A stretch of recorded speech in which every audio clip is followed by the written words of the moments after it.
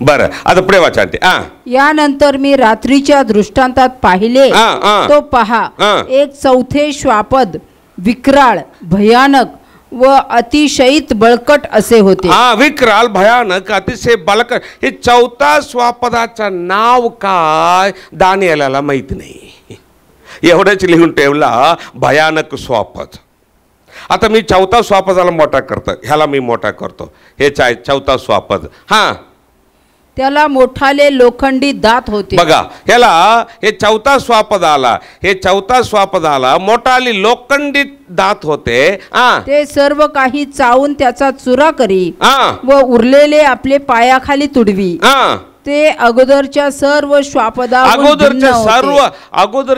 स्वापदाहून भिन्न होते. हे थोडं भिन्न आहे. याचे नाम पण काय दानिएलला माहित नाही. आणि त्याला 10 शिंगे होती. हे बघा 10 शिंगे, याला 10 शिंगे. दुसरा अध्यायामध्ये 10 बोट आणि 7व्या अध्यायामध्ये हे 10 शिंगे दोन्ही एकच आहे. इथं 10 बोट, इथं 10 शिंगे, दोन्ही एकच आहे. 10 बोट शिंगे निहाळून पाहत असताना, आणि दानिएल हे शिंगे निहाळून पाहत असताना पहा त्यांच्यामध्ये आणखी एक लहानसे शिंग निघाले. आणखी एक लहानसे शिंग निघाले. त्याच्या आहे. कसाला माहिती आहे का? जेव्हा अमेरिकेमध्ये आता ट्रम्प आल्याबरोबर अमेरिका भरपूर देशाला मदत करत होते. एज्युकेशन आणि मेडिकलसाठी मदत करत होते. ते सगळे बंद केले. ट्रम्प आल्याबरोबर बंद केले. लगभग 40 देशाला जे मदत करत होते ते सगळे मदत स्टॉप केले. 100% स्टॉप केले. म्हणून आता त्याच्यामध्ये ते गरीब देश आहे. आफ्रिका असं गरीब देश आहे. आता त्याने काय करणार? जो मदत करणार त्यांच्याबरोबर जॉईंट होणार. कदाचित येणाऱ्या दिवसामध्ये युरोपियन युनियन त्यांना हेल्प केले, त्यांच्याबरोबर जॉईंट होणार. समजलं काय? असं भरपूर घटना होत आहे. म्हणून मी तुम्हाला परत सांगत आहे, येणाऱ्या दिवसामध्ये अमेरिका डाऊन होणार आणि युरोपियन युनियन स्ट्रॉंग होणार. मी तुम्हाला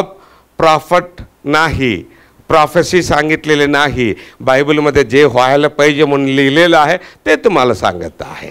मी प्रॉफेसी सांगितलं नाही, बायबलमध्ये जे होणार तुम्हाला सांगत आहे. हालेलुया. बरं, आणि हे 10 शिंग आहे. युरोपियन युनियनचे 10 देश अथॉरिटी चालवणार आहे. आता रेडी, हे 10 शिंग रेडी. आणि त्यांच्यामध्ये लहानसे शिंगे उठले ना, हे लहानसे शिंग आहे ख्रिस्त विरोधी. आता 10 शिंग रेडी, आता रेडी 10 शिंगे. आणि लहानसे शिंगे ख्रिस्त विरोधी अजून उठलेले नाही. आणि तो येण्याच्या अगोदर येशू येणार, तुम्हाला मला घेऊन जाणार स्वर्गाला. हालेलुया. तुम्ही कसं पण बघा हो, तुम्ही कसं कुठला डायरेक्शन मध्ये बघा, तुम्ही आणि मी शेवटच्या टाइम मध्ये आहे, सेकंड मध्ये आहे, येशूच्या येण्याच्या दिवसामध्ये आहे. हालेलुया. पुढे वाचा. आणि त्या शिंगाला, आणि त्या लहानशा शिंगाला मनुष्याच्या डोळ्यासारखे डोळे होते व त्याला मोठमोठ्या गोष्टी बोलणारे तोंड होते. तोंड पण होते. मनुष्याचे डोळे होते, मोठमोठे गोष्ट बोलणारे तोंड पण होते. आता दानिएल हे बघितलं, हे दर्शन बघितलं, पण दानिएलाला कसं काय समजणार बरं काय? आता दानिएल हे स्वप्न बघितला काय? पहिला बघितलं तर सिंहाला गरुडाचा पंख कुठंतरी आहे काय? कुठंतरी आहे सिंहाला गरुडाचे पंख आहे, पण इथं दानिएलाच्या स्वप्नामध्ये आहे. बघा हे काय आहे? आणि दुसरा बघितलं तर अस्वल, ते एक साईड अंग वर करून उभा आहे आणि दातामध्ये बघितलं तर 3 फसोली पकडलेलं आहे. काय हे? आणि तिसरं बघितलं तर चित्ताला किती पंख आहे? कुठंतरी आहे का चित्ताला पंख आहे का? पण दानिएलाच्या स्वप्नामध्ये आहे. बघा आता चित्ताला किती डोके आहे? पण त्याच्या स्वप्नामध्ये आता एक डोके आहे बरं काय. आता चित्राला किती डोके आहे? पण दानिएलच्या स्वप्नामध्ये किती आहे? 4. काय अर्थ? हे काय कुठेतरी आहे काय 4 डोके आहे काय? बरं हे 3 सोडू द्या. 4था स्वप्नाचं नाव पण माहिती नाही. काय याचा अर्थ? आता दानिएलच्या मनामध्ये थोडा गलबली झाली. याचा अर्थ काय? आणि ज्यावेळेला देवदूत उभा आहे त्याच्याकडे जाऊन दानिएल विचारत आहे याचा अर्थ मला सांगा. आणि त्या देवदूताचं नाव काय इथं सांगतोच. 8व्या अध्यायामध्ये क्लिअर लिहिलेलं आहे देवदूताचं नाव काय. दानिएलला अर्थ सांगणारा देवदूत कोण आहे नाव 8व्या अध्यायामध्ये आहे. आता दानिएल दर्शनामध्ये देवदूताकडे जाऊन विचारत आहे. काय विचारत आहे? याचा अर्थ मला सांगा. 15 वचनापासून पुढे वाचा आणते. मग दानिएलाचा जीव माझ्या ठाई घाबरा झाला. माझ्या डोक्यात घोळणाऱ्या दृष्टांतामुळे मी चिंताक्रांत झालो. दानिएल हे दृष्टांत झालं त्याच्याद्वारे दानिएल चिंताक्रांत झाला. मग जवळ उभे असलेल्यापैकी एकाकडे मी गेलो व या सर्व गोष्टीचे मर्म त्यास विचारले. दानिएल विचारला दर्शनामध्ये. तेव्हा त्याने मला ते कथन केले आणि देवदूत दानिएलला ह्याचा अर्थ कथन केला व या सर्व गोष्टीचा अर्थ मला समजावून सांगितला. ती मोठाली 4 श्वापदे. आता देवदूत दानिएल सांगत आहे दानिएल तुझे दर्शनामध्ये तू बघितलेले मोठाली 4 श्वापदे पृथ्वीवर उदयास येणारे 4 राजे होत.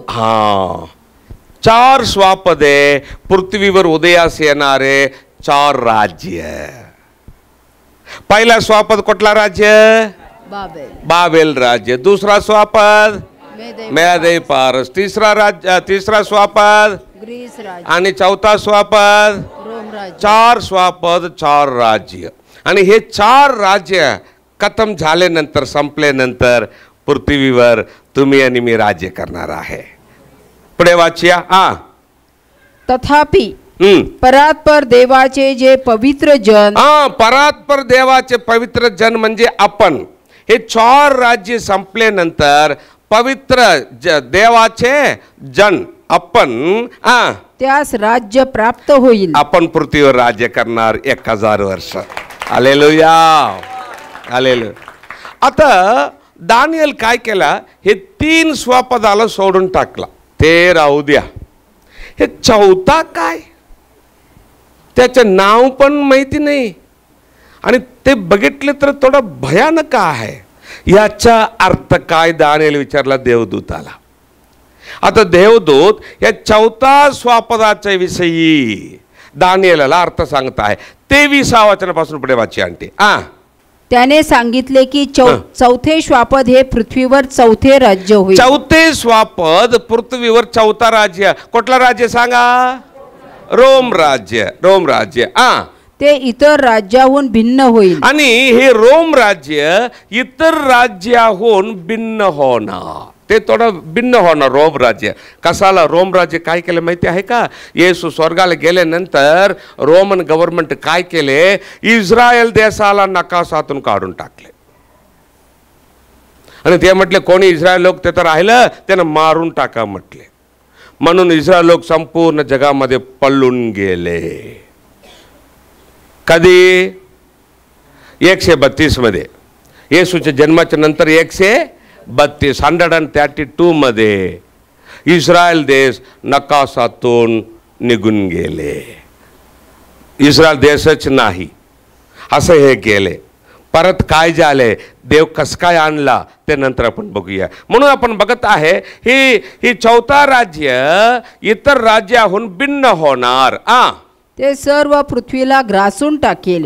तिचे तुडवून चूर्ण करेल. आता 10 शिंगाविषयी विचारशील दानिएल. हे 10 शिंगाविषयी तू विचारशील तर त्या राज्यातून 10 राजे निघतील. त्या राज्यातून कोणत्या राज्यातून? रोम राज्यातून 10 राजे निघणार. हे 10 राजे आहे. रोम राज्यातून निघालेले 10 राजे. युरोपियन युनियनच्या 10 देश अथॉरिटी चालवणारे. आता हे रेडी. आता हे 10 सिंग रेडी. व त्यानंतर आणखी एक राजा निघेल. आणि त्याच्यानंतर हे 10 राजे आता रेडी, ते आले नंतर आणखी एक राजा निघणार, हे लहानसे सिंग.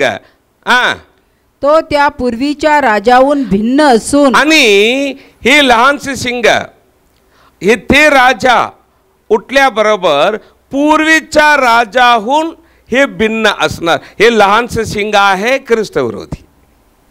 हे 10 सिंग युरोपियन युनियनचे 10 देश रेडी. हे लहानसे सिंग ख्रिस्तविरोधी. ते लहानसे सिंग ख्रिस्तविरोधी अजून उठलेले नाही. 10 सिंग रेडी, लहानसे सिंग अजून उठलेले नाही. तो उठण्याच्या अगोदर येशू येणार, तुम्हाला मला घेऊन जाणार स्वर्गाला. हालेलुया. हां हां हां. तो त्या पूर्वीच्या राजाहून भिन्न असून तिघा राजास पादाक्रांत करील. ते लहानसे सिंग उठल्याबरोबर 10 सिंगामध्ये 3 सिंगाला, 10 राजेमध्ये 3 राजा लोकांना काय करतो? पादाक्रांत म्हणजे काय? काढून टाकतो. बरं, याचा अर्थ काय? लहानसे सिंग ख्रिस्तविरोधी. तो उठल्याबरोबर 10 सिंग म्हणजे 10 राजे. 10 सिंग म्हणजे रोम राज्यातून येणारा 10 राजे. आता लहानसे सिंग ख्रिस्तविरोधी उठल्याबरोबर हे 10 राजामध्ये 3 राजा लोकांना काय करतो? काढून टाकतो. कस काय? आता तुम्ही युरोपियन युनियनला बघितलं, याचा अर्थ काय? आता बघा, तुम्ही युरोपियन युनियनला बघितलं, 3 प्रेसिडेंट आहे युरोपियन युनियनला. युरोपियन युनियनला किती प्रेसिडेंट आहे सांगा बघू? 3. कोण कोण आहे? Parliament president, commission president, council president. आता युरोपियन युनियनमध्ये 3 प्रेसिडेंट आहे. पण तुम्ही ख्रिस्तविरोधी बदल तुम्ही बघितलं, त्याच्याविषयी तुम्ही बघितलं तर सिस्टर तुम्ही वाचा. आणि तुम्ही तिथेच राहायला पाहिजे आणि बोट लावून तिथेच राहायला पाहिजे. आणि प्रकटीकरण 13वा अध्याय 7-8 वाचिया. ख्रिस्तविरोधी कसं राज्य करतो बघूया, वाचिया. पवित्र जनाबरोबर लढण्याची. आणि ख्रिस्तविरोधी काय करतो? लहानसे सिंग ख्रिस्तविरोधी काय करतो? पवित्र जनाबरोबर लढतो. पवित्र जनाबरोबर येणार ख्रिस्तविरोधी पवित्र जनाबरोबर लढणार. ख्रिस्तविरोधीच्या काळामध्ये पवित्र लोक कोण आहे? 2 ग्रुप. नंबर 1 मागे गेलेले विश्वासी लोक. नंबर 2 जे ऐकतात पण विश्वास ठेवत नाही. ख्रिस्तविरोधीच्या काळामध्ये पवित्र लोक 2 ग्रुप. ख्रिस्तविरोधीच्या काळामध्ये राहणारा 2 ग्रुप मी तुमच्याकडे विचारले नाही. समजलं का? ख्रिस्तविरोधीच्या काळामध्ये पवित्र जनाच्या विरुद्ध ख्रिस्तविरोधी लढतो. आता पवित्र जन कोण आहे ख्रिस्तविरोधीच्या काळामध्ये? 2 ग्रुप. नंबर 1 मागे गेलेले विश्वासी लोक. नंबर 2 इस्रायल लोक. मी सांगितलं तुम्हाला, आठवण आहे काय? हे दोन्ही आहे, दोघांच्या विरुद्ध ख्रिस्तविरोधी लढतो. परत वाचा. हां सिस्टर. पवित्र जनाबरोबर लढण्याची. आणि ख्रिस्तविरोधी पवित्र जनाच्या विरुद्ध लढण्याची व त्यास जिंकण्याची त्याला मुभा देण्यात आली. जिंकण्याची मुभा देण्यात आला. जर तुम्ही ख्रिस्तविरोधीच्या काळामध्ये राहिलं, ख्रिस्तविरोधी तुम्हाला पावडर करतो.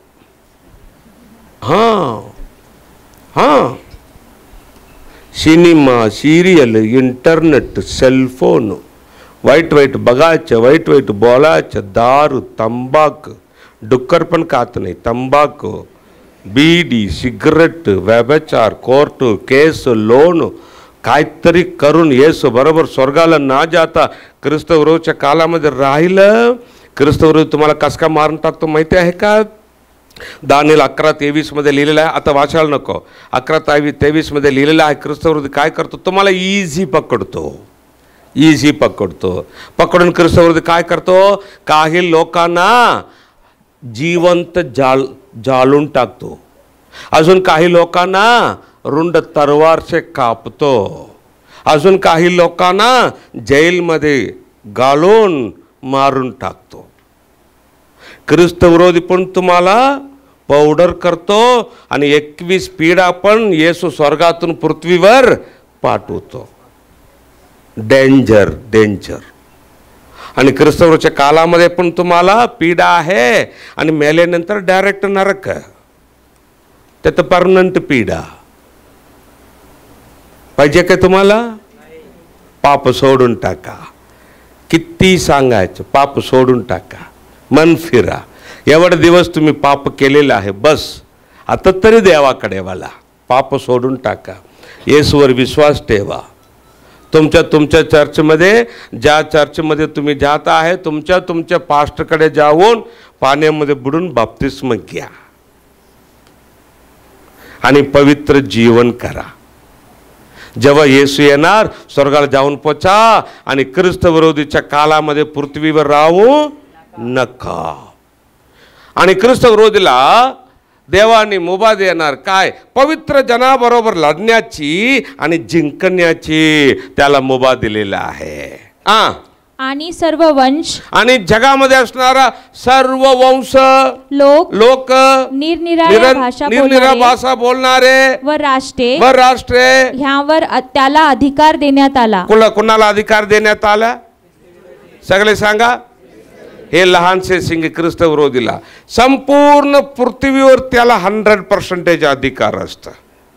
आता ऐकून घ्या.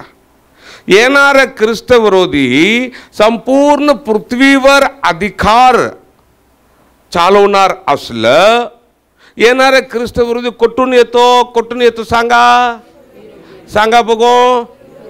पण युरोपियन युनियनमध्ये ऑलरेडी किती प्रेसिडेंट आहे आणि त्यांच्या कंट्रोलमध्येच युरोपियन युनियन असणार. तर येणारा ख्रिस्त विरोधी कुणाच्या कंट्रोलमध्ये असायला पाहिजे? हे तिघांच्या 3 प्रेसिडेंटच्या कंट्रोलमध्ये असायला पाहिजे. पण तो त्यांच्या कंट्रोलमध्ये राहणार नाही. म्हणून तो आल्याबरोबर तिघांना काढून टाकतो. म्हणून 3 सिंगाला काढून टाकतो. ह्या 10 सिंगामध्ये 3 सिंगाला काढून टाकतो. तो आल्याबरोबर यांच्या कंट्रोलमध्ये राहणार नाही. म्हणून ह्या 3 सिंगाला काढून टाकून तो एकच राजा होतो संपूर्ण पृथ्वीवर. काय देवाने लिहून ठेवला. जुना करारमध्ये दानिएलच्या द्वारे देवाने लिहून ठेवलेल्या हे घटना आज तुमच्या माझ्या जीवनाच्या कालामध्ये पूर्ण होत आहे. हालेलुया. देवाचा वचन पूर्ण होणाऱ्या दिवसामध्ये तुम्ही आणि मी आहे. आपल्या डोळ्याच्या समोर आपण बघत आहे जे देवाचे वचन पूर्ण होत आहे. समजलं काय? बरं, आता आंटी तुम्ही वाचा आंटी. तो परात्पर देवाविरुद्ध गोष्टी बोले. आणि येणारे ख्रिस्त विरोधी लहानसे सिंग देवाविरुद्ध पण गोष्टी बोलतो. आणि परात्पर देवाच्या पवित्र जनास जेर करील. पवित्र जनाला जेर करील. पवित्र जन म्हणजे काय? तुम्हीच राहिलं तर ख्रिस्तवाच्या कालामध्ये राहिलं, सिनेमा सिरियल बघून राहिलं, ख्रिस्तवाच्या कालामध्ये तुम्हाला काय करतो? जेर करतो. आणि तुम्हाला हे करतो. तो नेमिलेल्या सणात व घालून दिलेल्या शिस्तीत बदल करावयास पाहिल. 1 काळ, 2 काळ व अर्धा काळ पर्यंत ते त्याच्या कब्जात राहतील. आणि 1 काळ म्हणजे 1 वर्ष, 2 काळ म्हणजे 2 वर्ष, अर्धा काळ म्हणजे अर्धा वर्ष, 3.5 वर्ष, दुसरा 3.5 वर्ष. पृथ्वी 100% त्याच्या हातामध्ये असतं. आता हे 10 सिंग रेडी. आणि हे बाबेलचं राजे होऊन गेलेलं आहे, मेदे पारसचं राजे होऊन गेलेलं आहे, ग्रीस राजे होऊन गेलेलं आहे, रोमचं राजे पण होऊन गेलेलं आहे. आणि हे 10 सिंग पण रेडी आहे. आता लहानसे शिंगे यायला पाहिजे. ते लहानसे शिंगे ख्रिस्त विरोधी येण्याच्या अगोदर येशू येणार, तुम्हाला मला घेऊन जाणार स्वर्गाला. Hallelujah, hallelujah. बरं, आता आपण 7वा अध्याय बघितलेला आहे. आता आपण बघूया